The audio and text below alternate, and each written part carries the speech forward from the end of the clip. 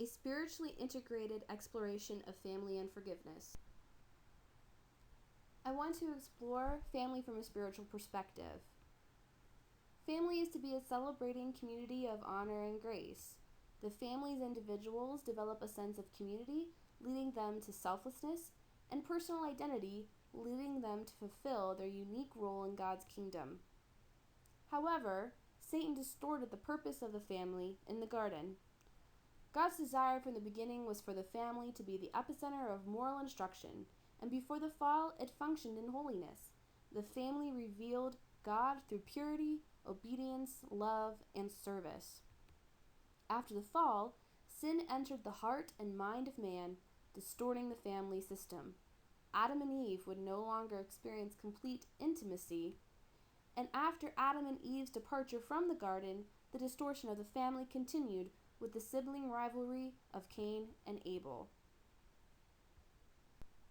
As a review of the story of Cain and Abel, we know that both brothers provided a sacrifice to God, and that Cain's sacrifice was rejected, causing him bitterness, unforgiveness, and ultimately the death of his brother Abel and his own exile, which was a punishment from God. This affected the entire family system. Perhaps if Cain could have forgiven his brother for any real or imagined offenses, forgiven himself for his wrongdoing, and experienced God's forgiveness, biblical history would read very differently. I want to take a look at God's divine forgiveness as a foundation for therapeutic forgiveness. First, forgiveness is the crux of a relationship with a morally pure and holy God. Without forgiveness, man would be eternally estranged from his Creator, never experiencing the love for which he was created. God's forgiveness sets the example for man to do likewise in his relationships. Man is incapable of genuine, healing, transformative, Christ-like forgiveness without God's demonstration of grace through Jesus, guiding and enabling him to obey Jesus' command to forgive. Let's look at forgiveness from a therapeutic perspective. What is forgiveness? It is the letting go of negative feelings associated with unforgiveness and adopting positive feelings and behaviors that demonstrate goodwill toward an offender. What is not forgiveness? It is not forgetfulness. It is not necessary to forget an offense in order to forgive. Second, it is not reconciliation. Reconciliation goes beyond forgiveness. Forgiveness and reconciliation are two mutually exclusive, albeit correlated, concepts. There are two important warnings for the therapist. First, when advocating for forgiveness in therapy, it is important to remember it can cause the client harm if not handled with care. A client should never be made to feel guilty about struggling with unforgiveness. Second, in situations of abuse, reconciliation could potentially cause further harm. Thus, the therapist must proceed with caution when encouraging reconciliation. Forgiveness takes place where will and willingness exist. First, forgiveness requires will. It's a personal decision to surrender feelings of unforgiveness. Second, it requires willingness, and that is a willingness to re-experience painful emotions and to acknowledge and accept the imperfections of self and others. Hill et al. Suggested that the willingness and ability to forgive grows out of love and, most importantly, humility. Bottom line, without humility, it is impossible to love, and without love, it is impossible to forgive.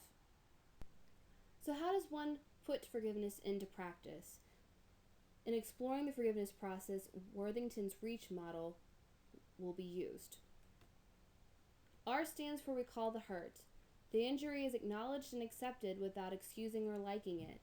During this recall, painful emotions are inevitable, as genuine reactions to the offense will begin to surface through the therapy process, especially as the client begins to evaluate the loss experienced as a result of the injury. During this initial step, it is important for the therapist to constantly remind the client that the pain of this step has a purpose and it is only momentary. E stands for empathize with the offender. This is not justifying hurtful behaviors, however, it is considering the pain and the blindness that may have led him or her to sin against you. So let's consider how a client can develop empathy. Within a therapy setting where both the perpetrator and injured person are counseling together, the offender can be confronted about the injury and an honest conversation can take place so the client can understand why the offense occurred and make sense of suffering. This will help the client develop empathy towards the perpetrator as they both share their narrative. If only the one needing to forgive is present in therapy, a therapist may help the client by having him consider the perpetrator's past experiences, motivation for the injurious behavior, and the pain and consequences he may be experiencing as a result of his behavior. The answers to these questions may ultimately lead to compassion for the offender. Also, differentiation of self is necessary in this step. Differentiation of self refers to the ability to connect with others without being excessively emotionally reactive to the ebb and flow inherent in all significant relationships. The counselor's role is to help the client differentiate and separate from the family system's cognitive and affective patterns, especially those that are ineffective. Differentiation aids in forgiveness by helping the individual realize others' actions are not always performed with the intention of causing personal harm. It also helps the client recognize and accept the shortcomings of others through empathy. A stands for altruistic forgiveness. This is offering forgiveness regardless of an apology and in spite of whether it is deserved. This step requires humility, which was achieved in the second step. Whenever the client begins to remember times when he was forgiven, it becomes easier to forgive. Forgiveness may or may not be expressed to the offending party, but it is important to remember that it is not required in the process. If a client wishes to express forgiveness, but it is not possible to do so directly, the Gestalt therapy of the empty chair may be used to help the client experience closure. C stands for commit to forgiving. This is the point where the client determines what actions are needed in order to initiate forgiveness and live a life of grace. The client may choose to express these intentions to the offender or find another way to formalize the commitment to forgive. Also, the client may want to find an accountability partner or support group to help keep himself accountable to this commitment. Finally, H. Hold on to forgiveness. When it becomes difficult to remain faithful to one's commitment to forgive, it is important to renew empathy towards the offender, recommit to forgiveness, and let go of the pain. The therapist can also help the client in this step by assisting the client to eliminate false expectations of the offender or the relationship and provide coping skills, including new thought patterns that will help the client maintain an attitude of forgiveness.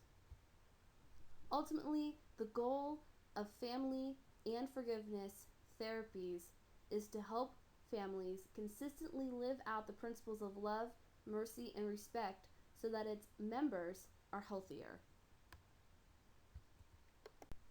In conclusion, forgiveness is a better way. It has physical and psychological health benefits. From a psychological perspective, forgiveness helps in cases of anger, anxiety, depression, personality disorders, guilt, and mental health in general. Forgiveness provides a new identity to the injured person. They are no longer a victim, but they are an empowered individual who is no longer controlled by the pain of the offense. Forgiveness breaks the cycle of offense. The cycle of offense is broken more and more every time one chooses to respond with forgiveness because it transforms the perpetrator and the injured person by increasing self-awareness and empathy. And finally, forgiveness can lead to reconciliation when it's placed in the healing hands of God. When forgiveness is being practiced, meaning forgiveness is being offered and received by all those in the estranged relationship, there is reconciliation. Thank you.